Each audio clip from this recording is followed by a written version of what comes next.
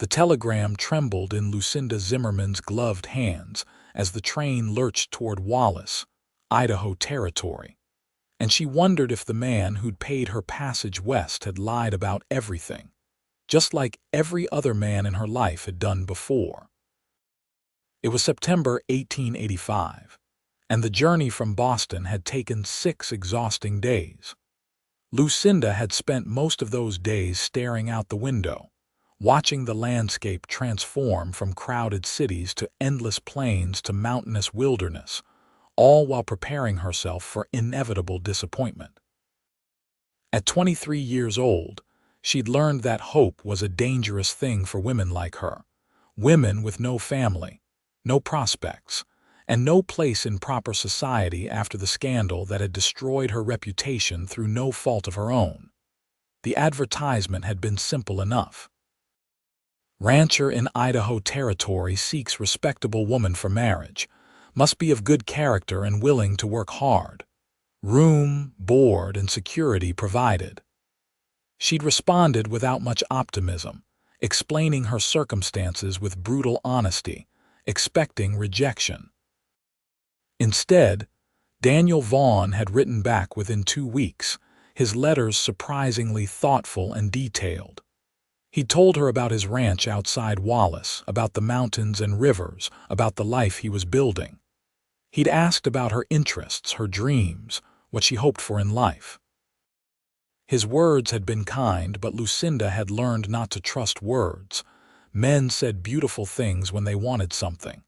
They promised security, respect, partnership. Then the moment you arrived, the moment you were trapped and dependent, everything changed. The kindness evaporated. The promises turned to dust.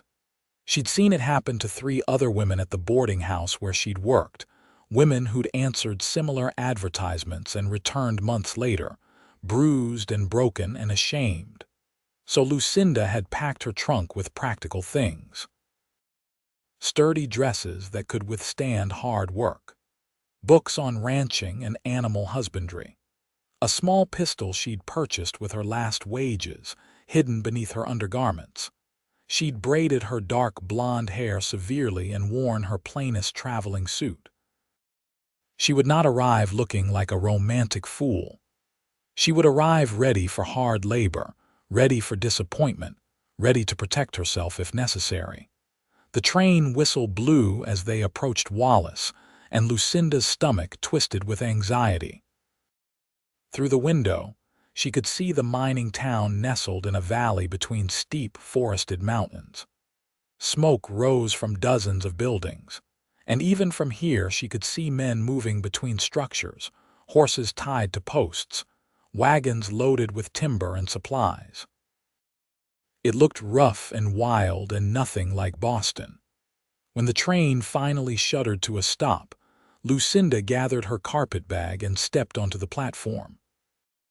The September air was cooler here, carrying the scent of pine and smoke and something else, something crisp and clean she couldn't quite identify.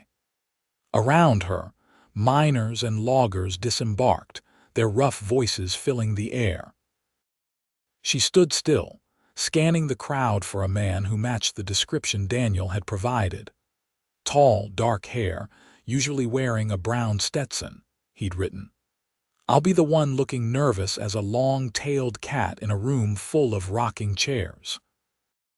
She spotted him immediately, and her breath caught despite all her careful preparations. Daniel Vaughn stood at the edge of the platform, hat in his hands, dark hair slightly disheveled by the wind.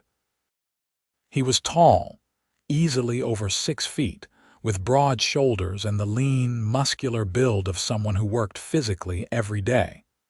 But it was his face that surprised her. He looked young, perhaps 26 or 27, with strong features and an expression of such genuine anxiety that she felt something crack in her careful armor. He was scanning the crowd with obvious worry, turning his hat in his hands repeatedly. When his eyes landed on her, recognition flickered across his face, followed by something else. Relief, maybe, or hope. He approached slowly as if afraid she might bolt. "Miss Zimmerman." Yes, her voice came out steadier than she felt. Mr. Vaughn, I presume. Daniel, please. He stopped a respectful distance away, not crowding her space. Up close, she could see his eyes were a striking blue-gray like storm clouds over the ocean. I hope the journey wasn't too difficult. It was a train journey. She kept her voice neutral, giving nothing away. Long but uneventful. He nodded, still looking nervous. I have a wagon waiting. Your trunk, still on the train, I believe. The porter said to collect it from the baggage car. Right, of course, I'll get it.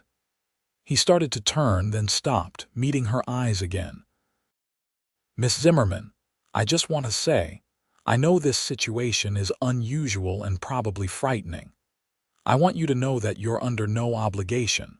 If you take one look at me or the ranch and decide this isn't what you want, I'll pay for your return ticket. No questions asked, no judgment. Lucinda stared at him, momentarily thrown off balance. You'd send me back, if that's what you wanted. His expression was earnest. I'm hoping you'll stay, hoping we can build something good together, but I won't trap you here, you have my word. She didn't know what to say to that.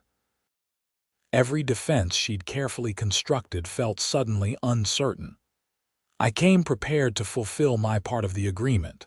Something flickered in his eyes, something that looked almost like disappointment, but he nodded.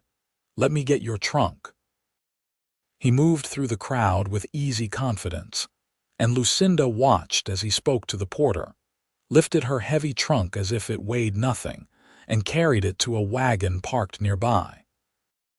The wagon was well maintained, the 2 horses hitched to it were healthy and well groomed, their tack clean and properly fitted. Small details, but they spoke volumes about the kind of man who owned them. Daniel returned to her side. Ready. She nodded, and he offered his hand to help her into the wagon. His grip was warm and calloused, steady but gentle. Once she was seated, he climbed up beside her, maintaining a proper distance on the bench. As they pulled away from the station, Lucinda studied the town. Wallace was bigger than she'd expected, with multiple hotels, saloons, general stores, and even a theater. Men outnumbered women considerably, and most of them looked like miners or loggers, rough and weathered. A few women walked the boardwalks, their dresses marking them as either respectable townswomen or saloon girls, the divide clear in both clothing and demeanor. Wallace is a mining town primarily, Daniel said, his voice carrying easily over the sound of the wagon wheels. Silver and lead mostly.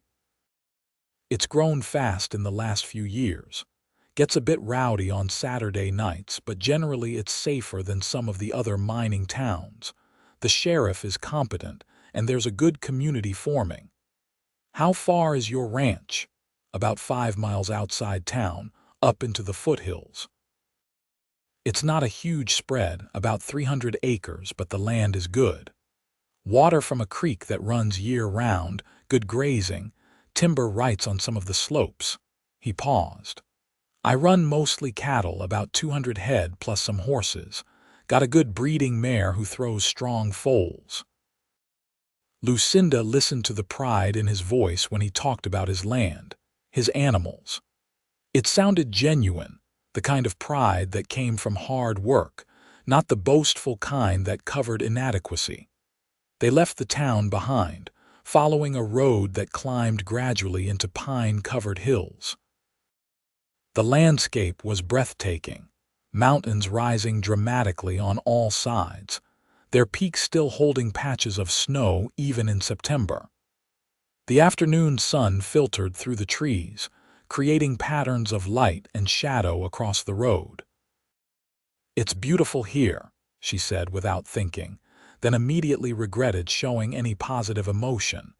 But Daniel just smiled, a real smile that reached his eyes and transformed his anxious expression into something warm. I think so too.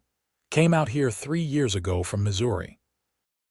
Worked in the mines for a year to earn stake money, then filed my claim. Been building the ranch since then. Why leave Missouri? His smile faded slightly. My parents died when I was 19. Influenza took them both within a week of each other. The farm went to pay debts, and I had no reason to stay. Heard about opportunities in the Idaho territory and figured I might as well try my luck. I'm sorry about your parents. Thank you. He was quiet for a moment, then added, That's why I understand something about being alone in the world. Your letter, when you wrote about losing your family, about the situation in Boston, I understood that kind of loneliness. Lucinda felt heat rise in her cheeks.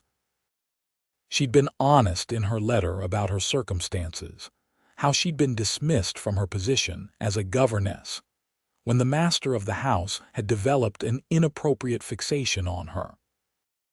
His wife had blamed Lucinda, of course, and spread rumors that made finding any respectable position impossible. The truth didn't matter. A woman's reputation, once damaged, stayed damaged. I told you the truth because I didn't want false pretenses, she said stiffly. I expect no pity. I don't pity you. I respect you for surviving a difficult situation with your integrity intact. His voice was firm. What happened to you was unjust. The man who behaved inappropriately should have been held accountable, not you. But I know the world doesn't work that way. She turned to stare at him. You believe me? Why wouldn't I? His wife didn't. The employment agency didn't. Even the minister at our church suggested I must have done something to encourage his attention. Daniel's jaw tightened. Then they were all fools and cowards. I've seen enough of the world to know that powerful men do terrible things and face no consequences while the innocent suffer. Doesn't make it right. Something warm unfurled in Lucinda's chest, something she'd thought long dead. Not hope exactly, but perhaps the possibility of hope. She looked away, afraid of what her face might reveal, and focused on the landscape passing by. They rode in comfortable silence for a while, the only sounds the creaking of the wagon, the steady clip-clop of the horses' hooves, and the wind sighing through the pines. The road wound higher into the hills and the air grew cooler, fresher. Just around this bend, Daniel said finally. The ranch came into view and Lucinda felt her breath catch again. It was nestled in a natural meadow, with the creek Daniel had mentioned running along one side, its water sparkling in the afternoon light. The main house was log construction, solid and well built, with a covered porch across the front and real glass windows that caught the sun. Nearby stood a barn, a stable and several other outbuildings, all in good repair. Split rail fencing marked off pastures where cattle grazed peacefully. And beyond everything, the mountains rose like guardians, their slopes covered in dark green pine. It looked like something from a dream, the kind of home Lucinda had imagined as a girl before life taught her that dreams were dangerous. It's not fancy, Daniel said, and she could hear the nervousness returning to his voice. But it's sturdy. The house stays warm in winter, cool in summer. I built most of it myself, which is why it took so long. You built this. She couldn't keep the surprise from her voice. With some help from neighbors for the heavy work, raising the walls and such. But yes, mostly me. He pulled the wagon to a stop in front of the house. Come on, I'll show you around. He helped her down from the wagon, and as her feet touched the ground, a dog came bounding from behind the house. It was a large shepherd mix, black and tan, with intelligent eyes and a frantically wagging tail. That's Bear, Daniel said as the dog approached. Bear, sit. The dog immediately sat, though his tail kept wagging, sweeping the dust. He's friendly, Daniel assured her, but he's also a good guard dog. Nothing approaches this property without him letting me know. Lucinda extended her hand and Bear sniffed it politely before pushing his head against her palm, inviting pets. She couldn't help but smile, running her fingers through his thick fur. He likes you, Daniel observed. That's a good sign. He's usually more cautious with strangers. I like dogs." The admission slipped out. "We had a spaniel when I was young before my father died." Daniel nodded but didn't press for more information. Instead, he gestured toward the house. "Would you like to see inside?" The interior of the house was clean and surprisingly well organized for a bachelor's home. The main room served as both kitchen and living area, with a large stone fireplace dominating one wall, a sturdy table with chairs near the kitchen area, and a comfortable-looking armchair by the fireplace. The furniture was simple but well-crafted, and everything was neat. Books lined a shelf near the fireplace, and Lucinda felt a flutter of interest at the sight. "There are 2 bedrooms," Daniel said, pointing to doors on either side of the main room. "I've been using the one on the right. The one on the left I prepared for you. Figured you'd want your own space at least until we figure things out between us." Lucinda turned to him, surprised again. "Your own room," he met her eyes steadily. "Miss Zimmerman, Lucinda, if I may, I asked you here hoping we might build a marriage, a real partnership. But I'm not expecting anything from you that you're not ready to give. I thought we could take some time to get to know each other, see if we suit. The sleeping arrangements can be whatever makes you comfortable. Most men wouldn't be so patient. I'm not most men." There was no arrogance in his tone, just simple fact. "I want a wife, not a servant or not just someone to warm my bed. I want someone to share this life with, someone to build something with. That requires mutual respect and genuine affection.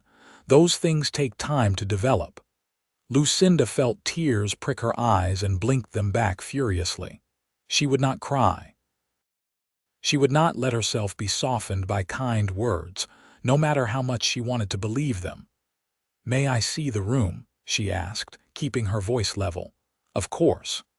He opened the door on the left, and Lucinda stepped into a bedroom that was simple but charming. A bed with a real mattress stood against one wall, covered with a wedding ring quilt in shades of blue and cream. A dresser, a washstand with a basin and pitcher, a small mirror, and a rocking chair by the window completed the furnishings. The window itself looked out over the meadow toward the mountains, and the late afternoon light streaming through it painted everything gold. "I wasn't sure what you'd need," Daniel said from the doorway. "I can get whatever else you require from town. There's a general store that stocks women's things, and if they don't have what you need, they can order it. This is more than adequate."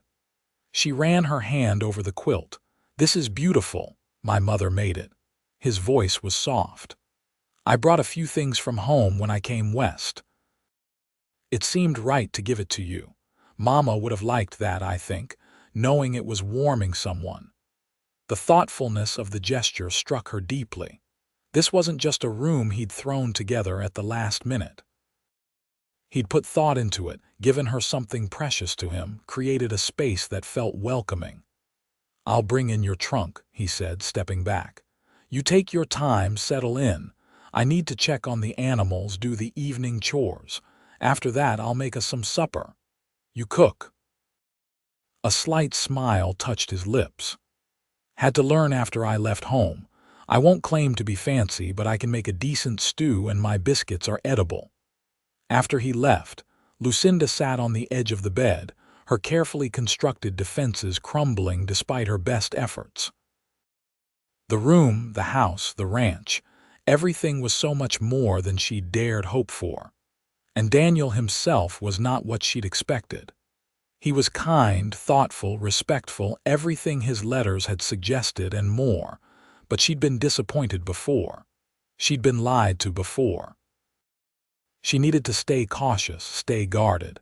It was too soon to trust, too soon to hope. She heard Daniel return with her trunk, his footsteps quiet in the main room, then retreating outside. She stood and began unpacking, hanging her dresses on pegs along the wall, arranging her modest belongings in the dresser. At the bottom of the trunk, wrapped in cloth, was the pistol. She held it for a moment, then slipped it into the bottom drawer. Maybe she wouldn't need it. Maybe this time would be different. But it stayed within reach, just in case. When she finally emerged from the bedroom, the sun was setting, painting the sky in shades of orange and pink visible through the windows. The house smelled of cooking meat and coffee, and Daniel was at the stove stirring a pot.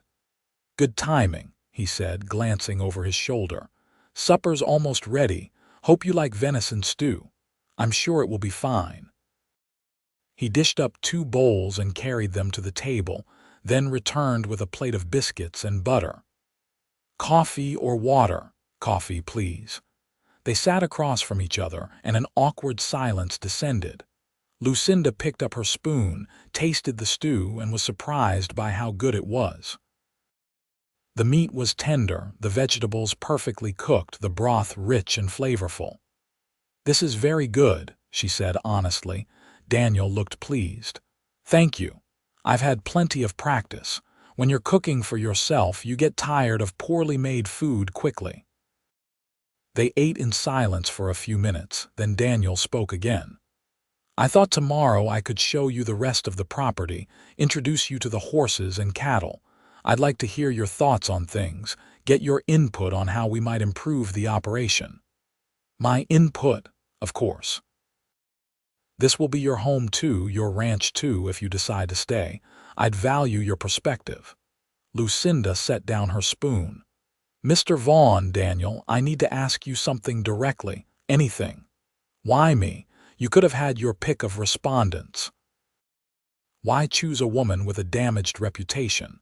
No family, no connections. Why not someone who could bring you social advantage or a dowry?" He met her gaze steadily. "Because your letter was honest. Because you wrote about practical things, about being willing to work hard, about understanding what ranch life would entail. Other letters I received were full of romantic nonsense, or were clearly from women who had no idea what they were getting into. Yours was different. You seemed like someone who could be a genuine partner, not just a decoration or someone looking for an easy life. Most men would see my situation as shameful. Most men are idiots." His bluntness surprised a laugh out of her. "Lucinda, I don't care about gossip or reputation or what some pompous people in Boston think. I care about character. Your letter showed character. You survived a difficult situation with your integrity intact, even when it cost you everything. That's the kind of strength I want in a partner." She felt tears threatening again and took a sip of coffee to compose herself. "I came here expecting the worst.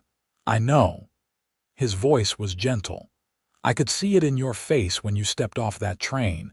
You looked like you were bracing for a blow. I'm hoping, in time, you'll see that you don't need to brace yourself with me. Time will tell." "Yes, it will," he smiled. "And I'm patient." They finished their meal with easier conversation.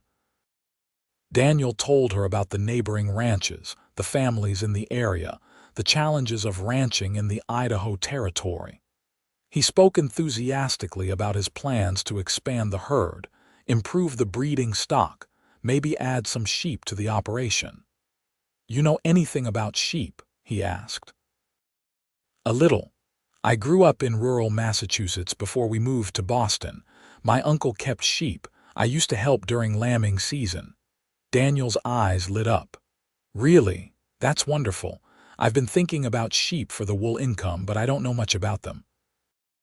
"Your experience would be invaluable." They talked about sheep, about breeds and wool quality and market prices, and Lucinda found herself relaxing despite her determination to stay guarded. Daniel listened when she spoke, asked thoughtful questions, treated her opinions with respect. It was such a foreign experience, being heard, being valued for her knowledge rather than just her appearance or her usefulness as a servant. When the dishes were washed and put away, Daniel showed her how to work the stove, where everything was stored, how to operate the water pump at the sink. "I usually rise around 5 to start chores," he said. "But you don't need to wake that early. Sleep as late as you need to adjust to the journey. I'm accustomed to early rising. Even so, take your time settling in. There's no rush." That night, lying in the comfortable bed under his mother's quilt, Lucinda stared at the ceiling and tried to make sense of her tumultuous emotions. Every instinct screamed at her to stay guarded, to not trust this apparent kindness. But another part of her, a part she'd thought dead, whispered that maybe, just maybe, Daniel Vaughn was exactly who he appeared to be. The next morning, she woke to the sound of activity outside. Early light filtered through her window, and when she checked the small clock on the dresser, it showed just past 6. She'd slept later than intended. She dressed quickly in one of her practical work dresses and emerged to find the main room empty, but the coffee pot still warm on the stove. A note sat on the table in Daniel's neat handwriting. "Doing morning chores. Coffee's hot.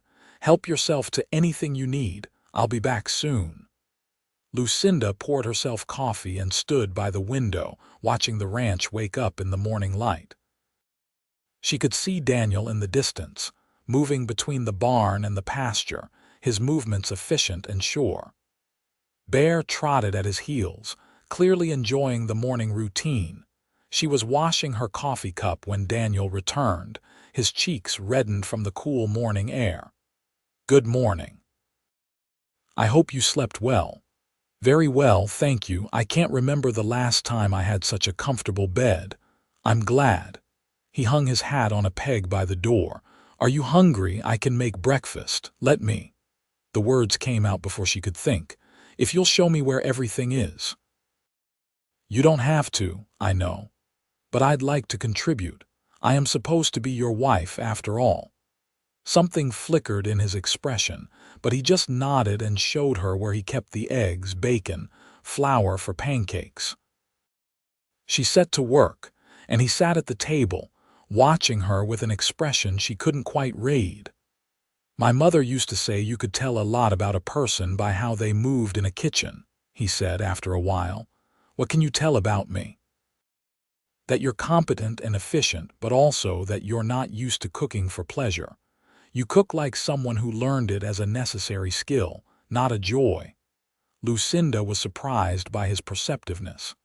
"You're right. As a governess, I sometimes had to help in the kitchen.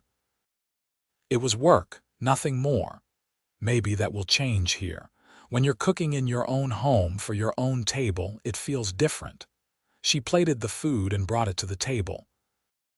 They ate together, and Daniel told her about the chores he'd already completed, what still needed doing during the day. "I thought we could spend this morning with me showing you around, introducing you to everything. This afternoon, I need to ride out and check the fences in the upper pasture. You could come along if you'd like, or stay here and settle in more." "I'd like to come. I should learn the property." His smile was warm with approval.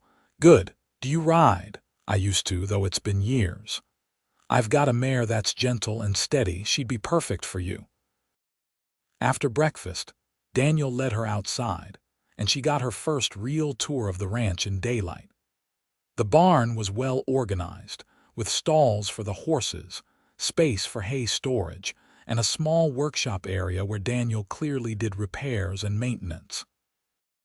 The stable housed 6 horses, and Daniel introduced her to each one, explaining their personalities and quirks. The mare he'd mentioned was a pretty bay with a white star on her forehead. "This is Daisy," he said, stroking her neck. "She's 8 years old, steady as they come. Nothing spooks her." Lucinda approached slowly, offering her hand. Daisy sniffed her curiously, then nuzzled her palm. "She's beautiful. She's yours if you want her. I was planning to give her to you as a wedding gift." Lucinda looked at him, this man who kept surprising her with his thoughtfulness. "That's very generous. A rancher's wife needs a good horse. Daisy will serve you well." He showed her the chicken coop next, where a dozen hens scratched and pecked, and a proud rooster kept watch. We get plenty of eggs, usually more than we need. I've been selling the extra in town. The root cellar was dug into the hillside behind the house, cool and dark, stocked with potatoes, carrots, turnips, and other vegetables. I keep a kitchen garden, Daniel explained. It's not much, but it produces well. I'll show you where it is. The garden plot was on the south side of the house, taking advantage of the sun. Even this late in the season, tomatoes still hung on vines, and squash sprawled across the ground. I'm not much of a gardener, Daniel admitted. I just plant things and hope for the best. Someone who actually knew what they were doing could probably do wonders with this space. I know a bit about gardens, Lucinda said. My mother kept a large one. I helped her every summer before she died. Another skill that will be valuable here. They walked the property for hours, and Daniel showed her the creek, the irrigation system he'd built, the pastures where the cattle grazed, the stands of timber on the higher slopes. He talked about his plans, his dreams for the ranch, but he also asked her opinion, listened when she made suggestions, treated her like a full partner. By the time they returned to the house for lunch, Lucinda was exhausted but exhilarated. The ranch was beautiful, the work challenging but rewarding, and Daniel was proving to be everything his letters had promised and more. After a quick lunch of bread, cheese, and cold venison, they saddled horses for the ride to the upper pasture. Daniel helped Lucinda onto Daisy's back, his hands steady and respectful, and she felt a flutter of awareness at his touch. They rode through the pine forests, climbing higher into the foothills. The September day was perfect, cool and clear, with aspens beginning to turn gold among the evergreens. Daniel pointed out landmarks, trails, boundaries of his property. He rode easily, clearly at home in the saddle, and Lucinda found herself relaxing into the rhythm of the ride. The upper pasture was a high meadow surrounded by forest, a creek running through one edge. About 40 head of cattle grazed there, looking healthy and content. Daniel dismounted and walked the fence line, checking posts and wire, making mental notes of repairs needed. Lucinda dismounted as well, following him, learning. "This is my favorite part of the property," he said, pausing to look at the view. From here they could see for miles, mountains rolling away in every direction, valleys filled with forests, the sky impossibly vast above. "Sometimes I come up here just to sit and think. It's breathtaking." They stood side by side, and Lucinda felt something shift between them, some invisible barrier beginning to lower. Here, in the wilderness, away from society's judgments and expectations, she felt freer than she had in years. "Can I ask you something personal?" Daniel's voice was quiet. "Yes." "What were you like before the trouble in Boston? Who were you when you were happy?" The question caught her off guard. No one had asked her about happiness in so long that she'd almost forgotten the concept. "I was lighter," she said finally. "I laughed more easily. I believed in goodness. I thought hard work and integrity would be rewarded. Do you want to be that person again?" "I don't know if I can be." He turned to face her. "I think you can. Not the same because we can't undo the past, but you can find joy again. You can learn to trust again. You can build a life that makes you happy." "You sound very certain." "I am certain, because I've done it. When my parents died, I was angry at the world. I felt cheated and alone and betrayed by fate. But coming here, building this ranch, creating something with my own hands, it healed me. This place can heal you too if you let it."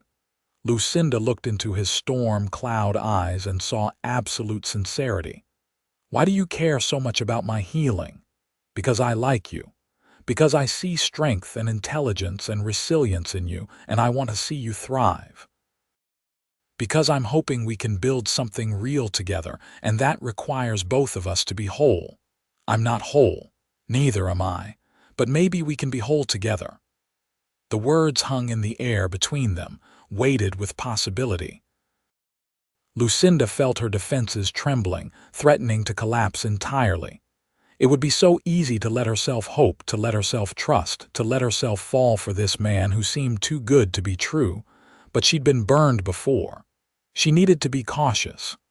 "I need time," she said. "I know. And you have it. All the time you need." They rode back to the ranch in comfortable silence, and that evening they fell into an easy routine of preparing dinner together, cleaning up together, sitting by the fire and talking about everything and nothing. Daniel told her about his childhood in Missouri, about learning to ranch from his father, about his mother's kindness and wisdom. Lucinda found herself sharing memories too, careful at first, then more freely as she realized he genuinely wanted to know her. The days began to blur together in a pleasant rhythm. Lucinda woke early and made breakfast while Daniel did the morning chores. They worked together during the day, tackling the endless tasks of ranch life. He taught her about cattle, about reading weather patterns, about the particular challenges of mountain ranching. She shared her knowledge of gardens and chickens and preserving food. They talked constantly, learning each other's minds, discovering shared interests and complementary skills. But it was more than just working together. Daniel made her laugh with stories about his early ranching disasters, the time he tried to break a horse and ended up in the water trough, the time he'd attempted to make his own cheese and created something the dog wouldn't eat. He asked her opinion on everything, from where to plant the winter wheat to what color to paint the shutters. He treated her as an equal, a partner, someone whose thoughts and feelings mattered. And slowly, despite her best efforts to stay guarded, Lucinda felt herself falling in love. It started small. The way he always made sure she had the chair closest to the fire on cool evenings. The way he remembered she preferred her coffee black and made sure it was ready when she woke. The way he looked at her sometimes, when he thought she wasn't watching, with an expression of such tenderness it made her heart ache. Then there were the bigger things. The way he defended her when they went to town, and a shopkeeper's wife made a snide comment about mail-order brides. The way he insisted on teaching her to shoot properly, patiently working with her until she could hit targets consistently. "A rancher's wife needs to be able to protect herself and her home," he'd said, "especially when her husband is out on the range." The way he never pushed for more than she was ready to give. They still slept in separate rooms, though sometimes Lucinda caught herself wishing that would change. He never made demands, never implied she owed him anything, never made her feel like anything less than a cherished guest in her own home. 3 weeks after her arrival, they went to town together for supplies. Wallace was busy, the streets crowded with miners and loggers enjoying their day off. Daniel helped her down from the wagon and offered his arm, which she took, feeling proud to be seen with him. At the general store, while Daniel discussed an order with the proprietor, Lucinda browsed the fabric selection. A woman approached her, middle-aged and kind-faced. "You must be Mrs. Vaughn," she said warmly. Lucinda froze. They hadn't actually married yet, hadn't even discussed when or how that would happen. Well, we haven't actually." "Oh, forgive me for assuming." The woman smiled. "I'm Martha Henderson. My husband and I have the ranch to the east of Daniel's property." "We're neighbors, Lucinda Zimmerman. It's nice to meet you. We heard Daniel had sent for a bride. The whole valley's been curious. He's a good man, one of the best. You're fortunate to have him." "I'm beginning to realize that." Martha patted her arm. "If you need anything, anything at all, you come to us. Ranch women need to look out for each other. It can be lonely out here sometimes." Daniel appeared at Lucinda's elbow. "Mrs. Henderson, good to see you." "Daniel, I was just introducing myself to your young lady. You must bring her to dinner soon. Henry would love to meet her. We'd be delighted." After they left the store, supplies loaded in the wagon, Daniel seemed thoughtful. Finally, he spoke. "People are going to assume we're married, I noticed. We should probably make it official soon. I've been giving you time to settle in, to be sure this is what you want. But I don't want your reputation damaged by people thinking we're living together unwed." Lucinda's heart raced. "Are you asking me to marry you?" He pulled the wagon to a stop at the edge of town where they had some privacy. "I suppose I am, though I'm making a hash of it. Lucinda, these past 3 weeks have been the best of my life. I know we said we'd take time, and if you need more, I understand. But I don't need more time. I know what I want. I want you. I want a life with you. I want to build this ranch together, raise a family together, grow old together. Daniel. You don't have to answer right now. Think about it. But I want you to know if you decide yes, it won't be a marriage of convenience or obligation. I've fallen in love with you, Lucinda. Completely, utterly, irrevocably in love with you," her breath caught. "You love me, how could I not? You're intelligent, capable, strong, kind. You make me laugh. You make me think. You make me want to be better than I am. When I imagine my future, you're in every single moment of it." Tears spilled down her cheeks, all her careful defenses finally, completely shattered. "I came here prepared to be disappointed. I was sure you'd be cruel or dishonest or at best indifferent. I built walls so high around my heart I thought nothing could breach them. And now I realize you've been dismantling those walls piece by piece since the moment we met. You've exceeded every hope I ever had, Daniel. You're kinder than I believed men could be. You're more thoughtful, more genuine, more wonderful than I ever imagined. I've fallen in love with you too." His face transformed with joy. He jumped down from the wagon and came around to her side, helping her down, then cupping her face in his hands. "May I kiss you, please?" His lips met hers in a kiss that was gentle and reverent and full of promise. Lucinda felt like she was coming home, like every moment of pain and disappointment in her life had led her to this moment, to this man, to this impossible, perfect love. When they finally pulled apart, both of them were smiling. "Marry me," he said. "Tomorrow, next week, whenever you're ready, just say yes. Yes, yes, I'll marry you." They married a week later in a simple ceremony in Wallace, with the minister officiating and the Hendersons serving as witnesses. Lucinda wore a new dress Daniel had insisted on buying her, pale blue with cream lace, and she felt beautiful for the first time in years. Daniel wore his best suit, his hair neatly combed, his eyes never leaving her face during the entire ceremony. When the minister pronounced them husband and wife, Daniel kissed her with such tenderness that Lucinda felt tears slip down her cheeks again, but this time they were tears of joy. The Hendersons hosted a small celebration at their ranch that evening, inviting a few other neighboring families. Lucinda met their community for the first time as Mrs. Vaughn, and everyone was warm and welcoming. The women included her immediately in their conversations, sharing advice about ranching and mountain winters, inviting her to a quilting circle that met monthly. The men clapped Daniel on the shoulder and offered congratulations, genuine friendship evident in their interactions. But the moment Lucinda had been both anticipating and anxious about came that night when they returned home. She'd moved her belongings into Daniel's room that morning, and now as they entered the house, the reality of being truly married settled over them. Daniel seemed to sense her nervousness. "We can take this as slowly as you need," he said gently. "There's no rush."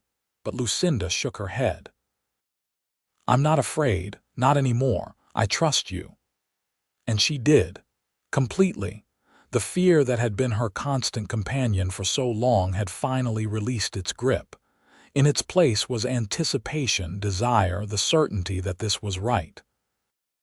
That night, Daniel proved as gentle and patient and considerate in the marriage bed as he was in every other aspect of their life together. He made her feel cherished, beautiful, desired in ways that were tender and respectful. And Lucinda, who had once believed herself incapable of such vulnerability, opened herself to him completely, giving him her whole heart. Afterward, lying in his arms, she felt a peace she'd never experienced before. "Thank you," she whispered. "For what? For being you. For seeing me, really seeing me, not just what society labeled me. For giving me a home, a life, a future. For teaching me to hope again." He kissed her forehead. "You don't need to thank me for loving you. It's the easiest thing I've ever done." The autumn passed in a haze of happiness. They worked side by side every day, strengthening both the ranch and their bond. Daniel taught Lucinda to rope cattle, to read tracking signs, to predict weather changes. She expanded the garden, improved the chicken operation, and helped him select breeding stock for the spring. They made plans together, dreams for expanding the ranch, for building a smokehouse and a proper dairy, for starting that sheep operation they'd discussed. They also grew to know each other's bodies and hearts with increasing intimacy. Some nights they made love with passionate intensity, and other nights with tender gentleness. But always there was laughter, conversation, the deep friendship that underlay their romance. By November, Lucinda realized she was pregnant. She'd suspected for a few weeks, but waited to be certain before telling Daniel. She chose an evening when they were sitting by the fire, Daniel reading a ranching journal while she worked on knitting a scarf for him. "Daniel, I have something to tell you." He looked up, immediately attentive. "What is it?" "We're going to have a baby. Sometime in June, I think." The journal fell from his hands as he stared at her, his expression cycling through shock, joy, wonder. Then he was across the room, pulling her into his arms, his face buried in her hair. "A baby. We're going to have a baby. Are you happy?" He pulled back to look at her, and there were tears in his eyes. "Happy doesn't begin to cover it. Lucinda, you've already given me more than I ever dreamed of. And now this, a child, our child, I can't even find words for what I'm feeling." "I'm a little scared," she admitted. "I don't know much about babies or motherhood. We'll learn together, just like we've learned everything else, and we'll have help. Martha Henderson has raised 5 children. I'm sure she'll be happy to give advice. I want to be a good mother. You'll be an amazing mother. You're strong and kind and patient. Our child will be so lucky to have you." That winter was hard but beautiful. The snow came early and deep, blanketing the ranch in white, transforming it into a pristine wonderland. Daniel had prepared well, with plenty of hay stored for the animals and food preserved for them. They spent the long, dark evenings by the fire, reading aloud to each other, playing checkers, planning for the baby. Daniel built a cradle in his workshop, crafting it with careful attention to detail. Lucinda sewed baby clothes from soft fabric Martha had given her, tiny gowns and blankets that seemed impossibly small. They talked about names, about values they wanted to instill, about the kind of parents they hoped to be. "I want our children to know they're loved unconditionally," Daniel said one night. "I want them to grow up secure and confident, knowing they always have a home here, no matter what." "Children?" Lucinda raised an eyebrow.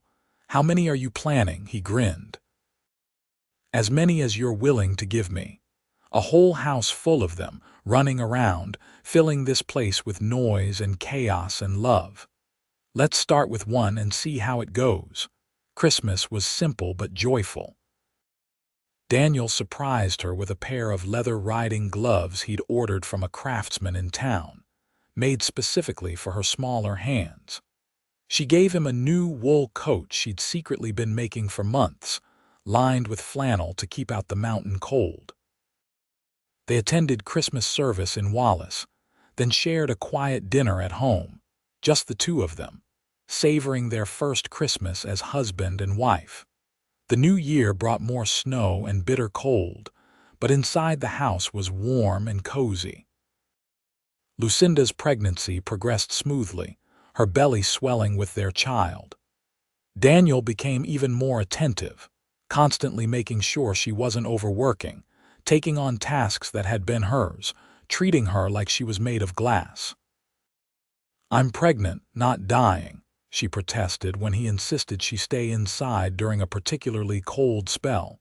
"I just want to keep you both safe." "We're safe, and I'm going stir-crazy stuck in the house all day. Let me do something useful." They compromised, with Daniel allowing her to help with indoor tasks, but forbidding her from going out in the worst weather or attempting any heavy lifting. Lucinda grumbled, but secretly loved his protectiveness. Spring arrived slowly, the snow melting gradually to reveal the greening meadows beneath. The creeks swelled with runoff, and wildflowers began to appear. The cattle, turned out to pasture after the long winter, seemed to rejoice in their freedom. New calves appeared, and Lucinda delighted in watching them gambol and play. Her belly was large now, the baby active. Daniel loved to put his hand on her stomach and feel the child move. "Strong kicks," he'd say with pride. "Takes after the mother." In May, Martha Henderson came to stay at the ranch, planning to help with the birth. She and Lucinda had become close friends over the winter, with Martha providing both practical advice and emotional support. "Your first baby is always nerve-wracking," Martha said, "but you're healthy and strong. Everything will be fine." The baby came on a warm June evening just as the sun was setting, painting the sky in brilliant oranges and pinks. The labor was long and hard, and there were moments when Lucinda was sure she couldn't endure another contraction. But Martha's steady presence and Daniel's unwavering support carried her through. When the baby finally emerged, Daniel was there to receive his child, tears streaming down his face. "A boy," he said, his voice breaking. "Lucinda, we have a son." The baby wailed lustily, and Martha laughed. "Those are some healthy lungs. Let me clean him up, then you can hold him." Moments later, Martha placed the squirming bundle in Lucinda's arms. She looked down at her son, at his tiny perfect features, his shock of dark hair, his eyes that would be blue like his father's, and felt overwhelming love crash over her like a wave. "He's perfect," she whispered. Daniel sat beside her on the bed, his arm around her shoulders, staring at their son with awe. "What should we name him?" They discussed names throughout the pregnancy but never settled on one. Now, looking at her baby, Lucinda knew. "James, after your father, James Henry Vaughn." Daniel's eyes filled with tears again. "Mama's maiden name was Henry, James Henry Vaughn. It's perfect." Those early days with a newborn were exhausting but magical. Martha stayed for 2 weeks, teaching Lucinda how to nurse, how to soothe a crying baby, how to manage on little sleep. Daniel threw himself into fatherhood with the same dedication he brought to everything else, changing diapers without complaint, walking the floor with James at night, marveling at every tiny milestone. "He smiled at me," he'd announce with wonder, even though Martha insisted it was probably just gas. As James grew, so did their family's joy. The baby was healthy and happy, his laughter filling the house. Lucinda loved watching Daniel with their son, seeing the tenderness in his hands as he cradled the tiny body, hearing him sing lullabies in a surprisingly good voice. By the time James was 6 months old, Lucinda felt like she'd lived at the ranch forever. Boston, her old life, the pain and disappointment, all of it felt like a distant dream. This was her reality now, this beautiful ranch in the Idaho mountains, this good man who loved her, this perfect child they'd created together. One evening that fall, with James asleep in his cradle and dinner finished, Lucinda and Daniel sat on the porch watching the sunset. The aspens were gold again, their leaves shimmering in the breeze, and the air carried that peculiar clarity that came with autumn in the mountains. "Do you ever think about what would have happened if you hadn't answered my advertisement?" Daniel asked. Lucinda considered. "Sometimes. I'd probably still be in Boston, working some menial job, living in a boarding house, lonely and bitter. I think about it too. About how close I came to not placing that advertisement at all. Henry Henderson told me I was crazy, that no decent woman would answer, but something pushed me to do it anyway. Fate, maybe, or Providence, or just dumb luck. Whatever it was, I'm grateful. You changed my life, Lucinda. You made it complete." She took his hand, lacing their fingers together. "I came here prepared to be disappointed. I'd built walls around my heart so high I thought nothing could breach them. I was determined to expect nothing, to protect myself from inevitable hurt. And instead I found everything I'd stopped letting myself dream about. You exceeded every hope I ever had, Daniel. You gave me love when I'd stopped believing in it. You gave me respect when I thought I'd never have it again. You gave me a home, a family, a future. You saved me." He shook his head. "We saved each other. I was lonely too, building this ranch but having no one to share it with. You made it all mean something. You turned a house into a home. You gave me purpose beyond just surviving." From inside, James began to fuss, and they both smiled. Lucinda rose, but Daniel stopped her. You rest." She sat back down and watched through the window as Daniel lifted their son from the cradle, holding him against his shoulder, swaying gently. The sight filled her with such contentment that she felt tears prick her eyes. This was happiness. This was love. This was home. The years that followed were full and rich.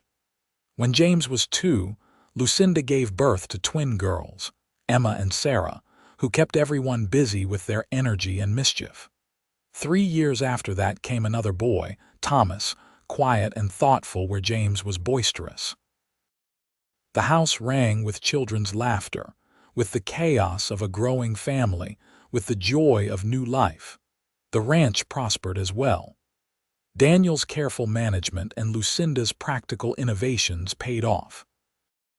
The cattle herd grew, the sheep operation Lucinda managed became profitable, and their reputation for quality stock spread throughout the territory. They built additions onto the house as the family expanded, added new outbuildings, improved their irrigation system. It was hard work, unending work, but deeply satisfying. Their community grew too. More families settled in the valley, and strong bonds formed between neighbors who relied on each other for survival and support.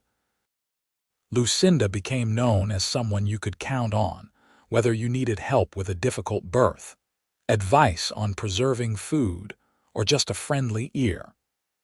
Daniel served on the school board when Wallace finally built a proper schoolhouse, and he mediated disputes between ranchers with fairness and wisdom.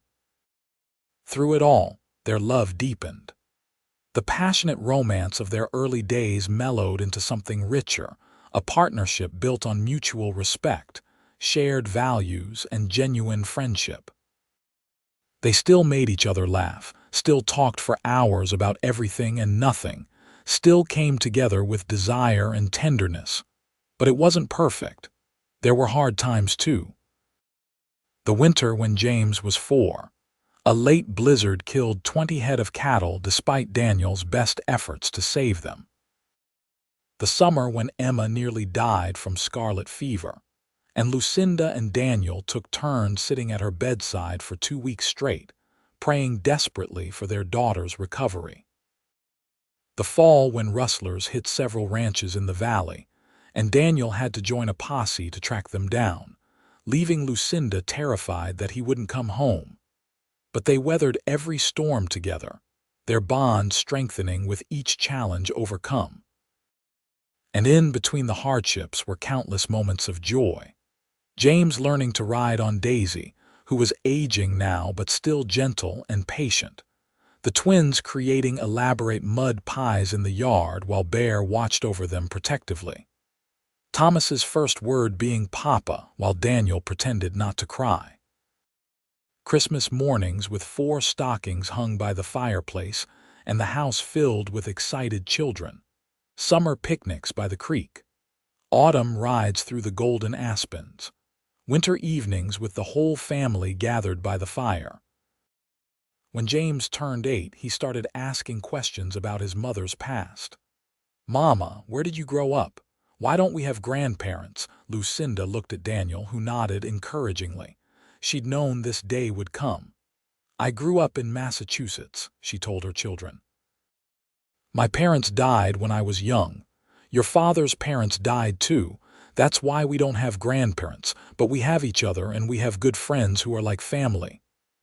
"How did you and Papa meet?" Emma asked. "I came west to marry him," Lucinda said simply. "I answered an advertisement he placed in a newspaper." "Did you love him right away?" Sarah wanted to know. Lucinda smiled, meeting Daniel's eyes across the room. "No, not right away. I came here prepared to be disappointed. I'd been hurt before and I didn't trust easily. But your father was patient. He showed me every day through his actions that he was worthy of trust. He exceeded every hope I ever had." "That's so romantic," Emma sighed. "It is," Lucinda agreed. "Sometimes the best love stories are the ones where love grows slowly, built on friendship and respect and shared dreams." "I want a love story like that when I grow up," Sarah declared. Daniel laughed. "You're 7 years old. You have plenty of time before you need to worry about love stories." But his eyes met Lucinda's again, full of warmth and affection, and she knew he was remembering their own story, the unlikely circumstances that had brought them together, the love that had flourished against all odds. More years passed. James grew into a responsible young man who loved ranching as much as his father did. The twins developed distinct personalities, Emma artistic and dreamy, Sarah practical and fierce. Thomas showed an early aptitude for numbers and talked about becoming a banker or accountant someday, much to Daniel's amused chagrin. "At least one of my children wants an indoor job," he'd joke. When Lucinda turned 40, Daniel threw her a surprise party, inviting everyone from the valley. The house was packed with friends and neighbors, with food and music and laughter. As she looked around at the celebration, at her husband's proud face, at her 4 healthy children, at the community they'd helped build, Lucinda felt overwhelming gratitude. Later that evening, after the guests had gone and the children were in bed, she and Daniel walked outside.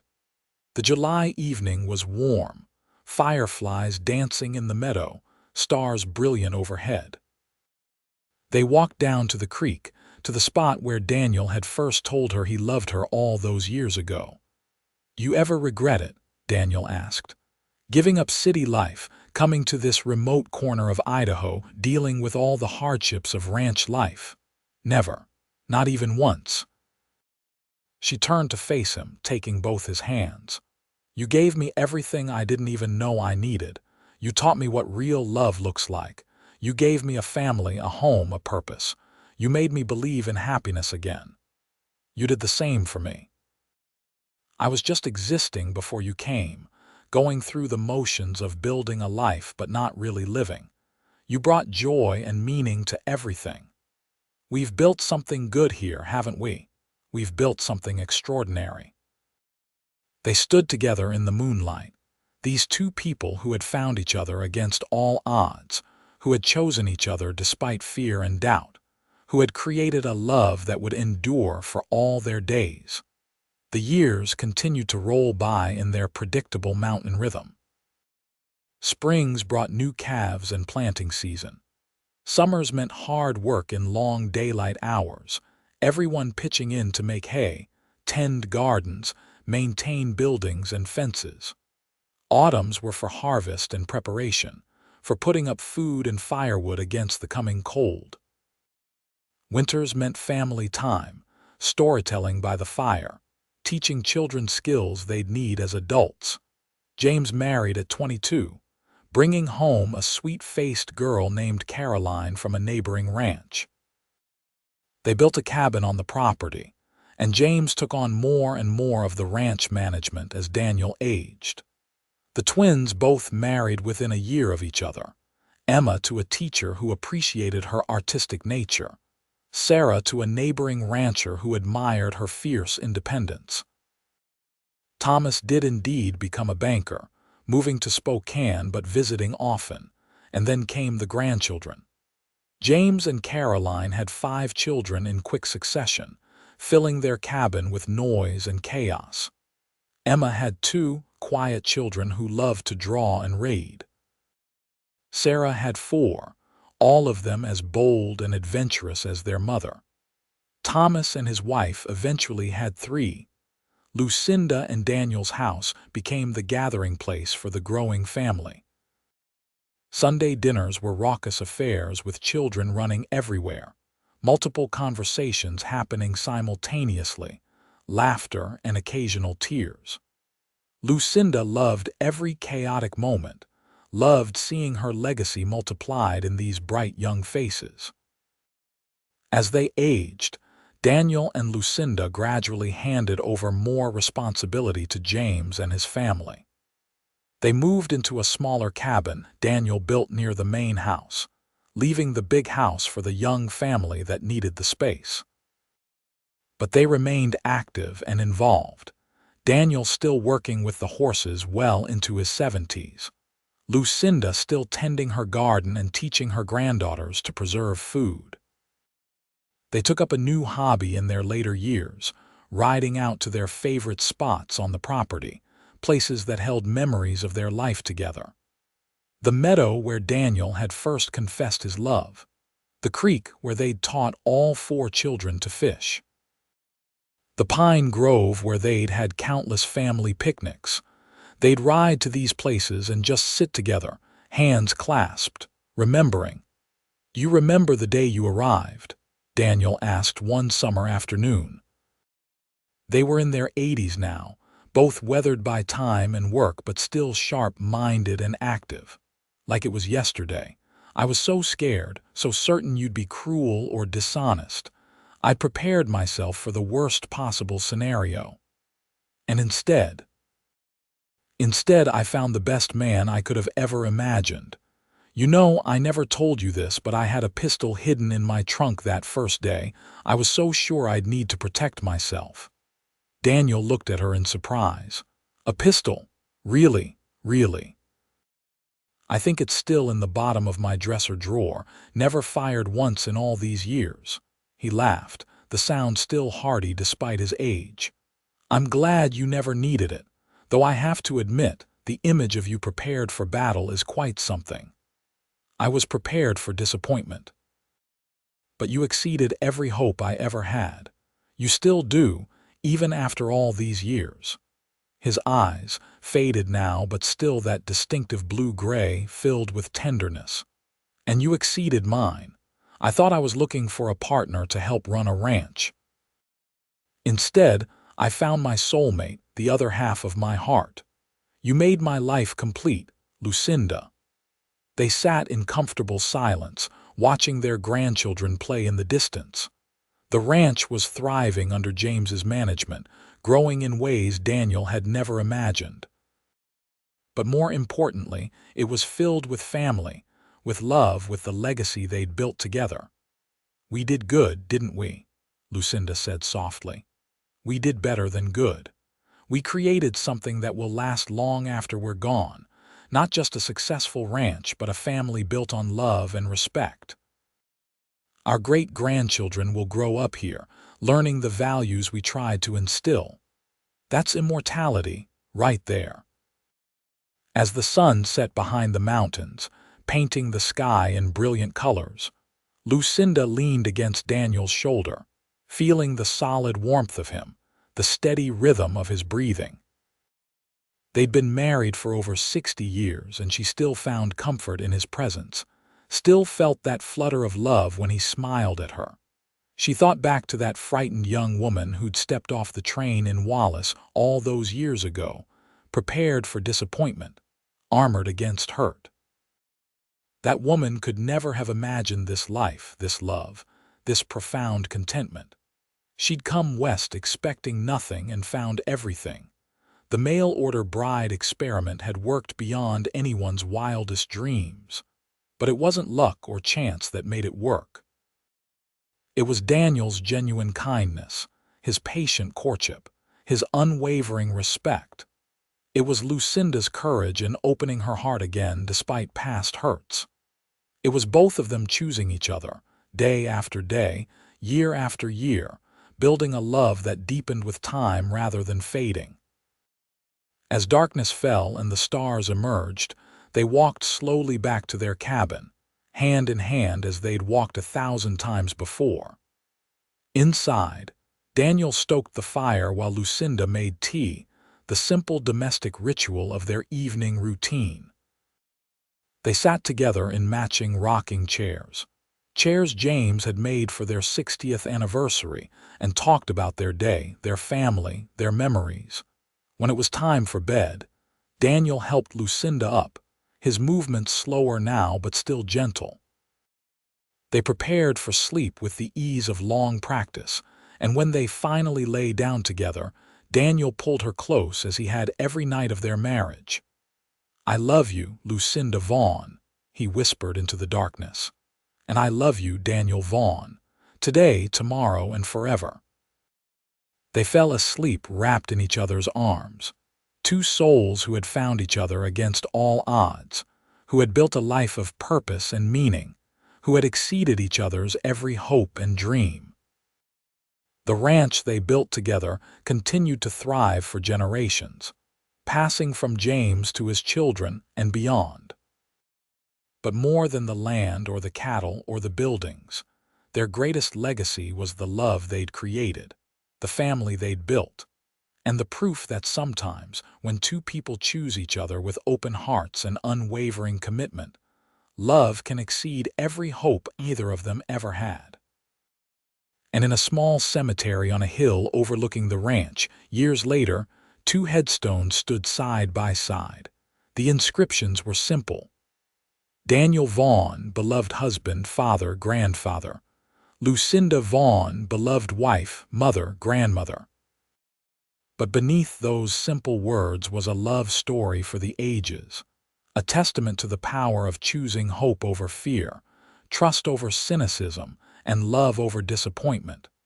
The cowboy had exceeded every hope she'd ever had, and together they'd created something extraordinary.